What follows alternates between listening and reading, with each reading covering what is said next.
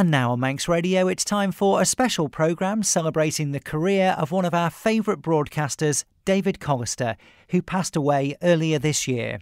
The programme is presented by Charles Gard. Hello. Over the next 30 minutes, I'll be taking a look back over an exceptional career. The career of a great friend and colleague of mine here at Manx Radio, David Callister, who died earlier this year, aged 84. Well, the time is just coming up to 11 o'clock. This is Manx Radio, broadcasting on 219 metres in the medium wave band, 89 and 96 megahertz VHF from the Isle of Man. It's time now for the family phone-in. And I would have a piece of music. That voice will be so familiar to the thousands of people who knew and loved David's broadcasting on Manx Radio for well over 50 years. He started life a long way from the modern technology that he eventually became so adept at using. And the details of his early years in a little cottage up Balafria Lane were something of a revelation when I heard him being interviewed by Geraldine Jameson some years ago. The first 10 years of my life I lived in a farm cottage. It was a 2 up, 2 down. It housed, I think, 6 people, including me at the time. My maternal grandmother was blind and she occupied one of the downstairs rooms. She was in bed, kept in bed, but she did have the only radio in the house, which was supplied by Randall's the battery company, because they used to come around week by week with the top up your battery and so on. I could only hear this radio from the other room. I never got close enough to it because I wasn't supposed to, as a kid, go into grandmother's room, you see. And it was a house without electricity. It was a house without running water in the house. In fact, we drew the water from what was called, laughingly, a well, which was nothing much more than a cattle trough at the side of the road. And I think the quality of the water might have been suspect. Whether it was all boiled before use, I have no idea. But I would go to bed with a candlestick and a candle to light me up the stairs. Yes. During his time doing national service with the Royal Engineers in the 1950s, David nearly got a job working for the British Forces Network Radio in Germany. But circumstances brought him back here to the Isle of Man, and eventually to a job in Braddon at Rural Industries. But radio was always his real love, and as luck would have it, in 1964 the Isle of Man started its very own radio station, the first commercial station in the British Isles. Oh, yes, sir. Hallelujah. And how'd you do out there? And how you doing, everybody in the Isle of Man? Because this is it. This is the big day we've all been waiting for, every one of us, including me right here in the studio, let me tell you. And before I go any further, I'm going to introduce myself. I've been dying to do so for the last 2 weeks, and the name is John Grierson. How do you do? Well, it didn't sound that much like a Manx radio station when it first started. The mid-Atlantic accent was all the vogue on pop stations in those days. But it was the station's first broadcaster, John Grierson, that offered David a job. When John Grierson arrived with his caravan in Onken, I think on the second day he was there, I went to see him and said, "I'd like a job as an announcer, please." And he said, "Well, yes." He sort of tested my voice and had a chat. He said, "Well, you sound all right." He said, "I think we could give you a shot." He said, "However, I can't tell you whether this job will last for 12 months, 1 month, or a week." On that basis, with I think 2 children at the time, no, it wasn't a starter for me then. but yes, my interest goes back to that, and it goes back to my childhood days as well, where I grew up with my ear close to an old Echo radio when I was a youngster, and listened to radio programmes really all through my life as well. Despite not taking the offer of a full-time job from John Grierson in 1964, it wasn't long before he was making an appearance on the station. The very first time I appeared, not live but recorded, was in 1965 when Louise Quirk was doing a programme called Personal Choice, I think, Personal Choice, and you chose your favourite songs and she interviewed you and so on. That was, 65, but it was a lot later before I started doing regular programmes after that. Eventually, he became a regular contributor to Manx Radio, presenting the folk music programme and the country music show. David and I both had pretensions to be musicians, and when we were guests on the afternoon show with Christy de Haven a few years ago, she made us face up to some of our early recordings. David had had a massive hit 40 years before with a song he wrote and recorded called the TT Hall of Fame. You can hear their mighty engines as they run their race to fame. From the pioneers of yesteryear to the heroes of today. They're the men who made the records, they're the champions of the game. And their names will live forever in the TT Hall of Fame. Yeah, that's enough of that, thank you. Does that sound familiar to you? Well, that was in the 70s, and it resulted from being an entertainer at one of the TT Marshall's dinners, where I used to go along and sing songs and so on. And I thought, well, it's TT Marshall's, it's worth writing a song about the TT. So I sat down and wrote that song. In order to get some help about the riders and some information, I rang Ian Cannell, the late Ian Cannell, and he gave me all these names of riders. I knew nothing about the TT, so I put it all together. And if you write a good song made up of lists, you're safe. So that's where it was. Then I said to Peter Neal at the time, and this was before I was regularly broadcasting, could I record it under the Manx Radio name, you see? Oh, that would be all right, he said.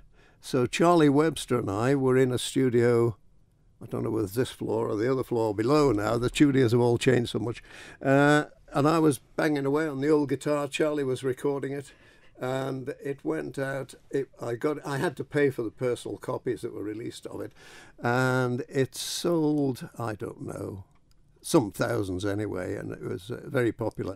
It was actually through music that David and I first met, as he recalled. That's interesting, because the first time we ever met was in a freezing cold church in Douglas somewhere. Yes, Loch Parade Charlie Church, Webster was the producer of this thing. He was recording your harp playing.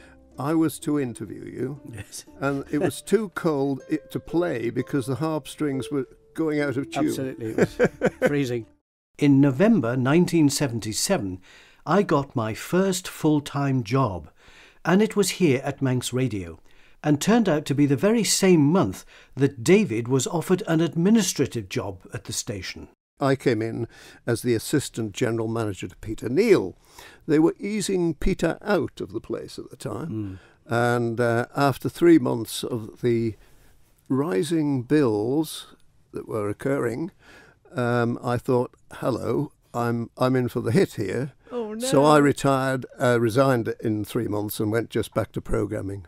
Indeed, things got very out of hand for Manx Radio in the late 70s, and David was very wise to go back to rural industries and not take the blame for spiralling costs.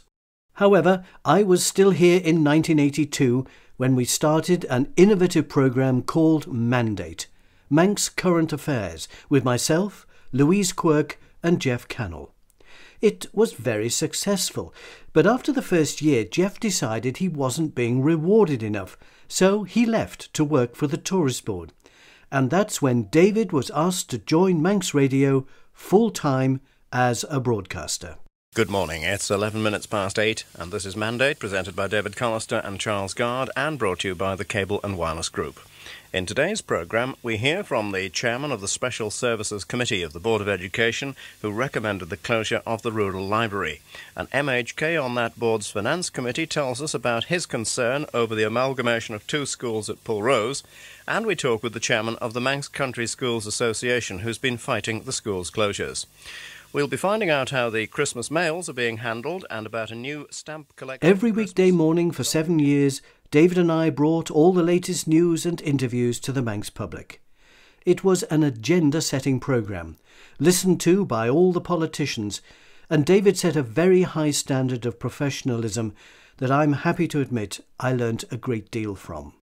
Everybody felt comfortable being interviewed by him, though they knew, however polite he might be, that the questions that needed to be asked would be asked. we covered a huge range of subjects, conducting well over 1,000 interviews a year. Some of you might remember Graham Ferguson Lacey, a larger-than-life character on the Manx stage for quite a few years. He owned Bishop's Court, the Nunnery, and when he was chairman of the Sefton Group, he bought the Castle Mona, and at one time he owned Rushen Abbey, which, like the Nunnery, he eventually sold to the government. A Tynwald Select Committee had been set up to examine the issues behind the proposed sale, and it was David's job one morning to interview Mr. Lacey. Good morning again from me, David Callister.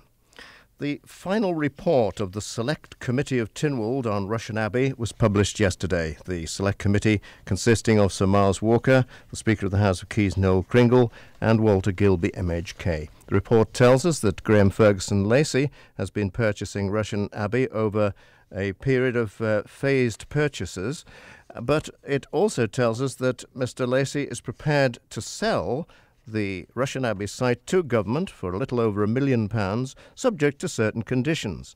Now, you will recall that during last year, Mr. Lacey came forward with an ambitious project to develop the site, which later was amended to something rather different, which would have given us a monastic garden, planting in the garden area, the re-establishment of a vinery, some buildings or a low wall to indicate where the previous abbey was, and the Academy nightclub would come down to be replaced with a single-storey structure. And there would be exhibitions and a shop and a restaurant, and we were promised that there might be strawberries and cream once again at Rushen Abbey. Well, Mr. Lacey joins me on the telephone now. Morning, Mr. Lacey. Good morning, David. Well, now, the latest thing that we have in this report, and this is something quite new, is a letter which you sent in on the 20th of January, which is briefly quoted here, and presumably this letter and some conversations have led to the latest development where you're offering Rushen Abbey to government. That's right. Well, what did you have to say in the letter? Well, perhaps it would be helpful to put it in its context if I, with your agreement, read the entire letter, David. Well, certainly, yes. I wrote to Sir Miles Walker on the 20th of January as follows. I have been reflecting further on Like so many of these people, they promise the earth and eventually deliver nothing. Of course, everyone was concerned about what might be going to happen to Rushen Abbey, and there were those who doubted the intentions of Mr. Lacey and indeed couldn't fathom what he was up to.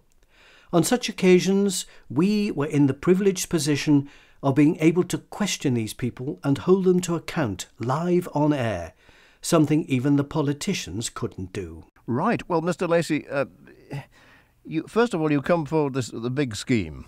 You then have this exercise where the public are asked to comment. A little bit later on, you have a revised scheme, which apparently took a lot of people by surprise, as it seemed to be only revealed to the Select Committee at a public sitting. You said you didn't want to sell. Now you say you do want to sell. You seem to be moving a goalpost pretty often. In fact, with the greatest respect, David, that's quite incorrect. First of all, we announced very publicly that we would hold an exhibition. The mandate interviewer had to be well informed and not only to have read the entire Select Committee report, but also to have had his ear to the ground to pick up on the rumours. It might be thought, though, that, originally you were going to have Life Shield Trust, basically, to finance it, and then a little bit later on you came along offering government a shareholding of very nearly half of what would be involved in the financial backing needed. People could be excused for believing, perhaps, that you're really looking for a financial backer in some way. No, well, that again is a totally incorrect assumption, because... Really? Well, who could keep up with what he was up to? And if he wanted to sell it, how much did he actually want? Well, the situation now is that you're looking for something a little over £1 million. No, I'm not looking for anything, David. With respect, well, that's what the report tells us. No, the report says that if, in fact, the government wished to purchase it, I am prepared to sell it at my cost. At a little over £1 million. In the end, of course, the government did buy it. Mr. Lacey, thank you very much indeed for joining us. Thank you, David. It just seemed in those days that there were a lot more characters around than there are nowadays. Ferguson Lacey was certainly one, and another one whom David interviewed many times was Albert Goubet. During the 80s, Albert was busy developing the Clinches brewery site on the North Quay in Douglas. But he also had his eye on Douglas Harbour and was very keen to build a marina there. He at least had the vision. Like many wealthy entrepreneurs on the island, he was constantly making the threat that he was going to leave. That might have been a relief to some in government in Albert's case, as he was constantly at war with them about all sorts of things, including work permits. And in this interview, David cautiously asked him about his plans. As far as you are concerned yourself, you told us, I think, in the past that you were off to Switzerland after this project. You perhaps were rethinking that, I suspect.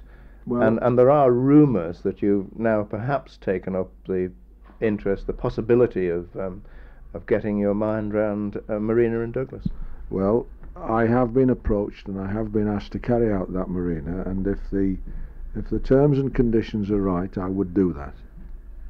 But that doesn't mean to say that I shall remain on the Isle of Man permanently. I've still got an open mind as to whether I go or not, but I must say, as each day goes by, with the thought and imagination I've put into this place, it might be difficult to leave. And of course, the reaction now from government has completely changed to what it was a couple of years ago. Well, Albert did eventually leave the island. He's now in heaven, one assumes, given the large amount of money he left to the church. But in that interview, you heard him tell David how the reaction to him from government had completely changed in the last couple of years. This was surely a reference to the previous Minister for Ports, Arnold Callan. Mr. Callan and Mr. Goubet did not get on. In fact, Arnold would say to us, "I'm not speaking to that man." Again, you see, the Mandate presenter was in a very privileged position.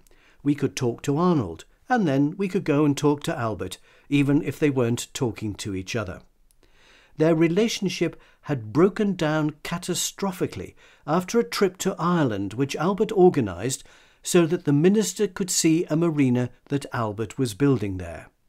When they got back, Albert rang the man in line, as David recalled. When they came back, Albert Goubet rang the man in line and said that he'd just been away with the minister and Mr. They used to have buffets or something there. And the minister, he said, took a plate and got right to the front of the queue and piled it up with food, he said. And this was live on the man in line about a minister in the Isle of Man government. So no wonder they wouldn't speak to each other after that. But Arnie never came back to us on that, I don't think. He never referred to it. And of course the government ended up paying for the marina themselves. I mean, Albert would have built it when he was doing Clinch's brewery development. Yeah, that's true. Yeah. Dear Albert, how we miss him. Political coverage was a key element of Mandate, and David and I sat through countless sittings of Tynwald and the Quays, and we heard many extraordinary things, as we recalled when we were talking to Christie. So many things. I mean, I remember Matty Ward. Do you remember him in Tynwald one day? He was doing a vote. They didn't have the electronic board. It was Mr. Ward, and he said, yay or nay, I can't remember what it was. And he said to the governor, he said, "You have to excuse me, Your Excellency, I've got my wife's teeth in today." And he probably did have, actually. He was such a nice old chap. You had, I mean, Peter Cairn was a classic coming out with some of these things. He used to say the white elephants have come home to roost. He said, "I've had more Passovers than the chief rabbi." And he said at one time, he said, "I'm not a politician, I'm an MHK." and as a result of this, because we used to pass notes to Quinton Gill and various people of things we'd heard, and he started working on that, and he and Duan Watson, Duan, the present speaker, produced these books called Tynwald Balls. Tynwald Balls. Oh yes, You've seen those, I've seen those. With all the miss. But there was so much of that because Dominic Delaney, mixed metaphors. Here's one of his: "If you cherry pick like this, the curate's egg is going to get into deep water." He said one day, a brilliant phrase, he said, members are in danger of becoming entrenched in their own dogma. Oh, my word. That's a brilliant phrase. Yeah. Oh, it's fantastic. I mean, this was one of the joys of being in Tynwald, because you had to have something to amuse you, didn't you? You certainly did need amusement. But whatever was happening in Tynwald, at about 20 to 12, David would pack up and leave to be back at the station for his daily appointment with the Manx public and the Man-in Line, or the Moan-in Line, as it was affectionately called. David was the director of a small cast of regular contributors: Arthur, Nina Quiggin, Marge Jochen, and Dorothy from Peel. Yes, they were known as the Manx Radio Telephone Repertory Company, and they were on every day. David said he must be getting things right as chairman because he was criticised by them for defending the government and criticised by the government for letting them on. And it was a brave, if not foolish man who dared to submit to a tongue-lashing from Dorothy. Here is someone from the Steam Packet Company trying to defend its decision not to support a campsite for TT visitors in Peel. Oh dear. Okay, we actually have a caller on the line now, and it's Dorothy. Hello, Dorothy. Good morning. Now, I don't know which of these fine, brainy gentlemen are responsible, but as a resident of, say, a few years in Peel, I was horrified when I read in the paper that our local commissioners had turned down this tented village was to go up on the headlands. Now, surely this was looked into as regards drains and all before the Steam Packet made this offer. Or was it the fact that you give it to Peel because nobody else wanted it? Oh, David Dixon. No, Richard, is it? Yes. Looks like it, yeah. We were offered the opportunity to look at the Peel site. Dave Morgan, who runs the tented village in Nobles Park, went out to have a look. Sadly, being up on the headland, it's an extremely windy site. And it's always been windy. Well, that makes it very difficult for people living in tents. Obviously, you don't know anything about Peel for a start. Or was it, as I said before, because it was Peel and nobody could be bothered? Well, wait a minute now. Let's just clear it. Are you going to actually look for somewhere else now, or have you given up on that one? Dave is still actively looking because there's a tremendous number of people who want to come to the TT who at the moment are not able to do so. And you could ship them if we can ship them, yeah. They can be shipped. Dorothy, thank you. Oh, don't bother. Right. Thank you, Dorothy. Phone-ins were one of David's specialities. Always courteous and fair and extremely well informed, David made people feel that what they had to say was important and worth listening to, even if often it was barely credible.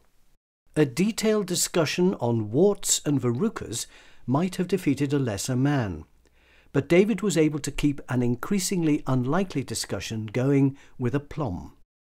His guest on this phone-in was, well, I'll let him introduce her. Well, the time is just coming up to 11 o'clock. This is Manx Radio, broadcasting on 219 metres in the medium wave band, 89 and 96 megahertz VHF from the Isle of Man. It's time now for the family phone-in. And I would have a piece of music behind me if my cartridge had queued up, which it hasn't. But I'll say very good morning to you if you've just joined us. The family phone-in topic for this morning, pardon me, is old-fashioned health remedies. We don't want you talking about what you buy at the chemist this morning. Oh, we can get the music now. Let's have that. We always feel more comfortable and secure with a theme. We don't want you talking about the over-the-counter chemist prescriptions today. We want you to tell us about the things that your mums and dads and grandmas and granddads did to keep you well. And with me in the studio to talk about them, and indeed to start the programme off, I'm very, very pleased to welcome back again to Manx Radio Miss Mona Douglas, who is an eminent writer. She also collects information on the Isle of Man. She's a musicologist here, and she's back on the show this morning. Good morning to you, Mona. Good morning. Well, now, you've done a little bit of research into some of these old cures, and I think I stopped you in your tracks this morning when I said there was a fella who put a cork in his bed to cure cramp. You'd never heard of that one, huh? No, I haven't. I've heard of putting a nutmeg in your pocket to cure rheumatism. Yes, that's which is more or less the same type of thing. I wonder if anybody knows how on earth these things work, because I can't see any connection between rheumatism and a nutmeg whatsoever, can you? Well, nutmeg is, as we all know, a spice, and it has certain effluvia, and it might be something to do with that, I don't know. Right, well now, if you have any idea why a nutmeg in the pocket can cure rheumatism, or a cork in the bed will settle cramp, would you give us a ring, please, on Douglas 24144? Well, sadly, I have no idea. So let's go on to warts. The family phone-in is underway, and with us now is Len. Hello, good morning. Good morning. Talking about these charms, like, and Mona Douglas was saying that they were dying out, or you were asking to see, did they think they were dying out? Well, I'm only a young fella, but I can manage to charm warts. Ah, now, right, let's get on to charming warts. You know a bit about this, Mona, do you, charming warts? Well, yes, it's quite a well-known thing, of course. Nan Wade, I believe, was particularly good at it, but there were lots of other people that could do it too. And curiously enough, some of the English people have come into contact with this, the people that have come over. And I happened to have at my house yesterday, when I was talking about some of these cures, an Englishman who has only been in the island about a year. And he had tried some advertised cures for warts, chemical things, and they hadn't had any effect. And there was a child there who said to him, I know a cure for warts. If you tie a human hair round the wart and say the right words, it'll go. So he let the child try it, and sure enough, the wart went. Well, is this any part of your charming of warts, tying human hairs round, Len? No, I use a potato. A potato? Tell us how yes, you did. I've heard of that. Tell us how you did. Can you tell us? Well, you're not supposed to. Oh, you're not. I see. Oh, if it's a medical secret, we don't. Yes, it's a medical secret, yeah. Oh dear, I'm afraid we'll never know the secrets of charming warts away with a potato. David pressed on. Do you cure anything else other than warts? No, just warts. You're the wart man, right. Are warts still as prevalent today as they used to be in the 30s and 40s? Oh, I would say so. Mind you, while you're on the subject, like you see, warts and verrucas on the feet are very much the same. Are they? Yeah. Can you charm verrucas? A verruca inside, it grows in instead of growing out. Ah. Can you charm verrucas out of the feet?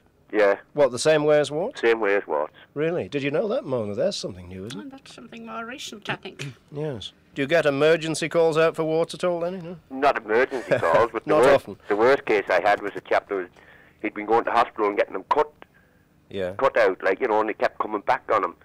And he came to me in desperation, like, and he was covered in warts. I've never seen the like. Really? No. And I managed to cure him. Well, thank goodness for that. You see, whether David was interviewing the Chief Minister or a wart charmer, he was equally interested in the people and what they did and bringing it to the listener. David had a number of regular contributors to his programmes. There was Doug Farragher, an expert in Manx Gaelic, and David persuaded him to do a series called The Manx Have a Word for It. There was John Quilliam from Colby, whom David regularly interviewed on all things Manx. And there was Mike Goldie. Mike had a column in the local paper about Tholtons, and he was a gardener, amongst other things.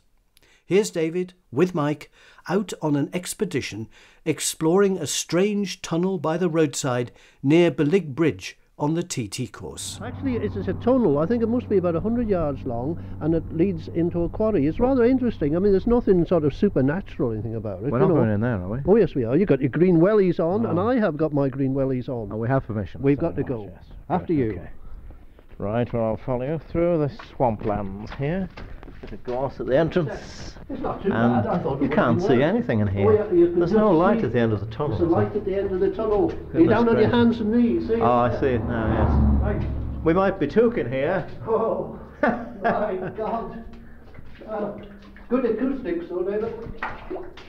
Yes, we could probably go fishing as well in this lot. There's not many people going to walk through here, I'll tell you.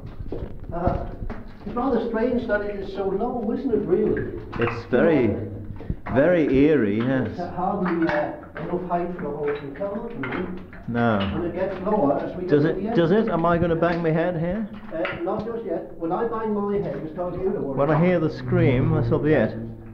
I think you've got to be in a crouched position. I'm crouching as far as my old body will let me in. We're getting low now, David. Down on all fours now. God, Goldie. Well, now this is the worst thing I've been involved with. I've been in some places with Goldie. I cannot believe that I've come up through this amazing place. The horse and cart get through here. It's only 2 foot high. Well, we used to have small carts in those days. I don't think it was worth it, really. What do you mean you don't think it was What? worth it? The Intrepid David Underground with Mike Goldie. Another of David's regular contributors to his shows was architectural historian Peter Kelly.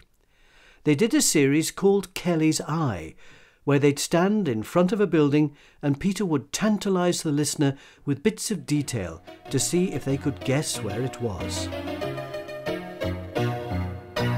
Peter, what's Kelly's Eye looking at today? Today, David, I'm looking at a building which I suppose the estate agent's brochure would say lovely coastal position, excellent views, balcony, feature tower, secluded spot, no neighbours, and eventually they say it's Douglas Head Lighthouse. Right. Well, you can't actually stay. Can you actually stay or live in the lighthouse, or just in the buildings that surround it? The buildings that surround it, which of course were the lighthouse keepers' accommodation, yes, were sold off probably 1986, 87. The light was automated, as all lighthouses are now, so they don't need lighthouse keepers anymore to trim wicks and to do whatever it's all. Astonishingly, David and Peter did 1,000 episodes of this programme over 20 years. The breadth of David's broadcasting interest was remarkable. After I left Manx Radio in 1989, David carried on presenting Mandate by himself 5 days a week. He also did the Man in Line 5 days a week, and the Country Show, and phone-ins, commentaries at events like Tynwald Day, special features with his regular contributors, and he would interview anyone from children to senior citizens and everyone in between. In fact, one of the most valuable series he did was called Time to Remember, for which he interviewed dozens of elderly folk about their varied lives in all walks of life. He seemed to have an empathy with them, and of course they trusted him, having known his voice for many years. These interviews now form one of the most valuable archives that the island has, and, thankfully, it's all available to listen to on the Culture Vannin website. One of the most enjoyable interviews was that with Alfie Gilmore, who was well into his 80s when David spoke to him. Alfie had the most amazing stories about Douglas in the early years of the last century. He had a wonderful sense of humour, and he and David got on like a house on fire. It's the stories about the parrots around Douglas that are the highlight for me, and it's really worth searching the interview out on the Culture Vannin website. Here's a taster. Let me ask you about work. I mean, was it all work and no play? Did you have any fun in those days? Oh, yes. I must tell you the story when I was in Todlands as an apprentice. And those days, of course, as an apprentice, you just said, yes, sir, no, sir, 3 bags full. You had to be obedient and pay attention to what was going on. And big Jimmy Taggart and I, one day, we went to a house, Tremissery Lodge, at the bottom of Blackberry Lane, to do something or other in the kitchen, probably a burst water pipe. And the lady answered the door, of course, very nice person. And she said, oh, come in. She said, I'm glad to see you, this, that and the other. And she said, this is a parrot, he said, and we'd like to sit this parrot in the sun on this table because there's a nice sunshine coming through the window. And by the way, gentlemen, she said, this parrot doesn't have anything to do with swear words. This is a house where there's no swearing. We're good living types here, or words of that effect. Oh, well, that's all right, said Big Jimmy. As far as we're concerned, there'll be no swearing from us. And she looked at me, and I just nodded my head in agreement, you see. So after a while, Jimmy Taggart had been down to the parrot at the cage, saying something to him. I didn't know what on earth he was saying to it. Well, after an hour or so, I suppose the lady come in to see did we want a cup of tea or that, which was a good thing those days if you got a cup of tea on the job. And when she come in, she says to Jimmy Taggart, "How are you going on?" And the parrot immediately says, "You're a stupid bugger." And the lady in the house whipped round and looked at the parrot straight away, and she said, "What did you say?" And the parrot said, "You're a stupid bugger." Well, of course, I was nearly fainting myself because I never even looked at the parrot. No. I know now that it was Jimmy Taggart that That's what he'd been saying. He'd been saying to the parrot, "I'm quiet, you're a stupid bugger, this, that, and the other." Well, you'd both be in trouble with you. Oh, right, yes. She said, "I've good mind." She said, "Oh, your other house." "Oh, no," he says, "you can't do that." He says, Big Jimmy Taggart says, "I'm awfully sorry. It must have been the young fella. I'll chastise him when we go off the job." Well, I was shivering there. Blaming you. Yeah, blaming me. It must have been the young fella, he says. I wouldn't say boo to a goose, never mind the blue and parrots. They were obviously enjoying themselves. In all the years I worked with David, he was unusual, certainly at Manx Radio, in that his mood was the same every day. Always cheerful, always enthusiastic, never moody like the rest of us. Always willing to take on any challenge presented to him, and never happier than when behind the microphone talking to his public. Blessed with the perfect radio voice, distinctive, warm, and with a smile in it, for over 50 years he was the voice of Manx Radio. He had a happy family life with his wife Anne and their children. He loved cricket, music and theatre, holidays, and enjoyed a wide circle of friends. In later life, he decided to change sides. He moved from the press bench in Tynwald to become a member of Tynwald itself and was elected as an MLC. Work he threw himself into with the same commitment and enthusiasm as his broadcasting. But at heart, he was a radio man. It's not work to me, you see. It's always been a great pleasure to do all this and a privilege to be able to do it. I suppose having done the country show for 40 years and plus, I'd have to say that's got to be high, but there's not anything that I wouldn't like to do again. He's now in the Manx Radio Hall of Fame, but his voice will never be forgotten. So much of his work is in our archives, and whilst there's a Manx Radio, there will be David Callister. So let's leave David at his happiest, taking his loyal listenership through the old favourites and the new releases of the world of country and western.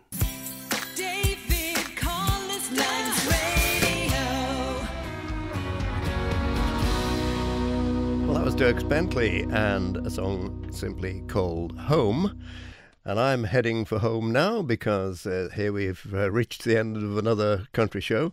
And today it was largely, I suppose, for our featured album and appraisal of the work of Mac Wiseman. But now Tom T. Hall's going to see me home with a song in a seashell.